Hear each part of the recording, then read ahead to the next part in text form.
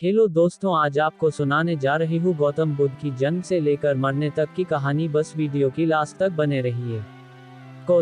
कपिलवस्तु के शाक्य वंशीय राजा शुद्धोदन और महिषी महामाया के पुत्र सिद्धार्थ गौतम, संस्कृत व हिंदी सिद्धार्थ गौतम झर 563 पू 487 पू का जन्म वैशाख पूर्णिमा के दिन लुम्बिनी के उपवन में स्थित एक साल वृक्ष के नीचे हुआ था, जब उनकी माता अपने माता पिता से मिलने अपने मायके देवदह जा रही था। पुत्र जन्म के तत्काल बाद महामाया वापस कपिलवस्तु लौट आई थी। तावविंस देवों से शिशु के जन्म की सूचना पाते ही शिशु के दादा सिंहनु के गुरु तथा राजपुरोहित तत्क्षण कपिलवस्तु पहुंचे।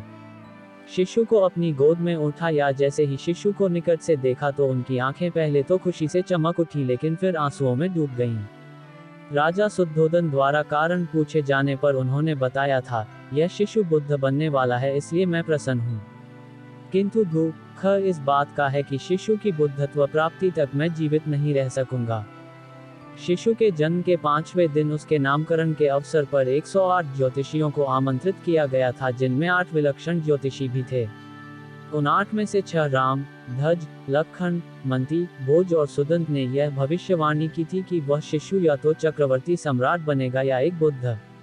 किंतु सबसे कम उम्र के ज्योतिषी कौंडिन्य का कथन था कि वह शिशु निश्चित रूप से एक बुद्ध बनेगा। शिशु का नाम सिद्धार्थ गौतम रखा गया। 7वें दिन सिद्धार्थ की माता का देहांत हो गया। तब उसके लालन पालन का दायित्व उसकी मौसी महाप्रजापति ने लिया। वह भी शुद्धोदन की एक रानी थी और उनका विवाह भी शुद्धोदन के साथ उसी दिन हुआ था जिस दिन महामाया का 16 वर्ष की अवस्था में सिद्धार्थ ने शाक्यों की एक सभा में अपने अद्भुत युद्ध कौशल दिखाए। सारभर्ग जातक के अनुसार तो उन्होंने एक ऐसे धनुष को उठा अपने कर्तव्य दिखाए थे जिसे 1000 आदमी मिलकर भी नहीं उठा सकते थे। किंवदंती तो यह है कि उनके शौर्य से प्रसन्न हो उन्हें 40,000 शाक्य कन्याओं के हाथ प्राप्त हुए थे, जिनमें सुदबुद्ध की राजकुमारी बिंबा उनकी प्रमुख रानी बनी थी, जो बाद में राहुलमता के नाम से बौद्ध साहित्य में विख्यात हैं। झर बिंबा ही भद्दकच्छा, सुभद्रका और यशोधरा हिंदी संस्कृत यशोधरा के नाम से जानी जाती हैं। 29 वर्षों तक थरभव, थसुरभव और थसुब नामक प्रासादों में राज वैभव भोगने के बाद सिद्धार्थ संसार से विमुक्त हो संन्यास को उन्मुख हुए। कहा जाता है कि उन्होंने एक बार किसी रोगी को देखा और अनुभव किया कि हर कोई जो पैदा होता है रोग और व्याधि से पीड़ित होता रहता है। फिर उन्होंने किसी वृद्ध को देखा।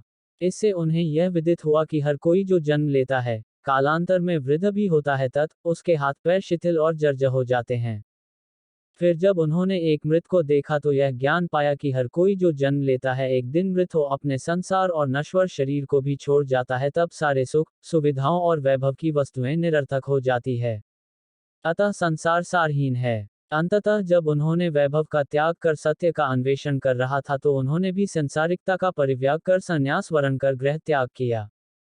शाक्य, कोली और मल राज्यों को पार कर सन्यासी के रूप में वे राजगीर आदि स्थानों पर भटकने लगे। इसी क्रम में उन्होंने अकार ककाम और उद्धक्राम पुत्र को अपना गुरु बनाया, किंतु उनके दर्शन व विचार से वे संतुष्ट नहीं हुए। अतः वे उरुवेका के सेनानी गांव पहुंचे और 6 वर्ष तक 5 भिक्षुओं के साहचर्य में कठिन तपस्या की। कठिन चरम तप 2 मार्ग की अनुपभुक्तता जान पुनः वे साधारण भोजन ग्रहण करने को प्रेरित हुए, जिससे खिन्हो उनके 5 भिक्षु मित्र खिन्हो उनका साथ छोड़ सारनाथ के इसिपत में गदात को प्रस्थान कर गए। सिद्धार्थ की साधारण भोजन ग्रहण करने की इच्छा सुजाता नाम की एक कन्या ने सोने की कटोरी में खीर अर्पित कर पूरी की। वह दिन वैशाख पूर्णिमा का था। गौतम ने निर्यजरा नदी में स्नान कर खीर खाए और फिर कटोरी नदी में ही छोड़ दी, जो डूबती हुई नागराज काल के निवास स्थान पर जा पहुंची थी। फिर सारा दिन साल उपवन में व्यतीत कर शाम को वे पीपल के एक पेड़ के नीचे जा बैठे। वहीं सोतिया नामक एक घसियारे ने उन्हें 8 मुट्ठी घास दिए। घास को उन्होंने पूर्व दिशा की ओर रख उसकी आसनी बनाई। फिर उस पर बैठकर उन्होंने यह प्रतिज्ञा की कि जब तक वे बोधि नहीं प्राप्त करते तब तक वहां से नहीं उठेंगे। उनकी प्रतिज्ञा के तेज से महाब्रह्म और सारे देव उनके सामने प्रकट हो उनकी स्तुति करने लगे। किंतु उनकी दृढ़ मार्ग शैतान ने उन पर आक्रमण किया, जिसके भय से सारे देव वहां से भाग खड़े हुए। मार से उनकी रक्षा तब केवल 10 पारमियों ने की। इन पारमियों को उन्होंने बोधिसत्व बनने के बाद के 550 जन्मों के कठिन संघर्ष के क्रम में अर्जित किया था। पारमी 10 होते हैं: दान, शील, नेकखम्म या नौकमर्म, प्रज्ञा, वीर्य, खंति या धैर्य, सत्य, अधिष्ठान, मेत्ता या मैत्रेय और उपेक्षा या संभाव अथवा अनासक्ति। गौतम से परास्त हो जब मार और उसकी सेनाएं भाग खड़ी हुई तो सारे देवों ने विजेता की जय जयकार की। तप में लीन गौतम ने रात के पहले प्रहर में अपने पूर्व जन्मों को जाना। दूसरे प्रहर में दिव्य चक्षु को पाया। तीसरे प्रहर में परिचय समुपपाद के ज्ञान को और अंततः प्रत्यूष काल में संबोधि की प्राप्ति की। ज्ञान को जिससे वे प्रत्येक प्रत्येक बुद्ध बने। परिचय समुपपाद के सिद्धांत का सुखद मनन उन्होंने प्रथम 7 दिनों तक उसी बोधि वृक्ष के नीचे बैठ किया। दूसरा सप्ताह उन्होंने अजपाल निग्रोध वृक्ष के नीचे बिताया जहां उनकी भेंट एक घमंडी ब्राह्मण से हुई थी और जहां उन्होंने मार की तीनों कन्याओं को परास्त किया था। उन कन्याओं के नाम तृष्णा, अरति और राग थे। तीसरा सप्ताह उन्होंने मुचलिन तालाब में नागराज मुचलिन के फनों के नीचे बैठ बिताया था।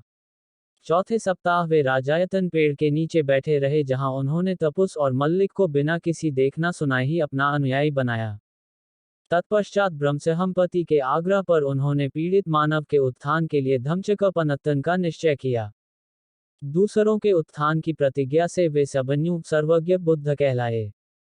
तब अपनी धम्म देशना के प्रवर्तन हेतु अपने 5 तपस्वी मित्रों को योग्य पाया जो उन दिनों वाराणसी के इसिपतन मिगदाय में वास कर रहे थे।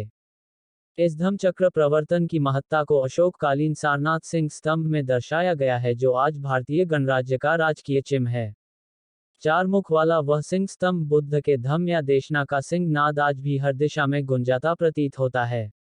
पुनः सिंह स्तंभ में अंकित चक्र जो अशोक चक्र के नाम से जाना जाता है, आज जो भारतीय राष्ट्रीय ध्वज पर बड़े गौरव से लहराता रहता है, वस्तुतः धर्मचक्र का ही प्रतीक है।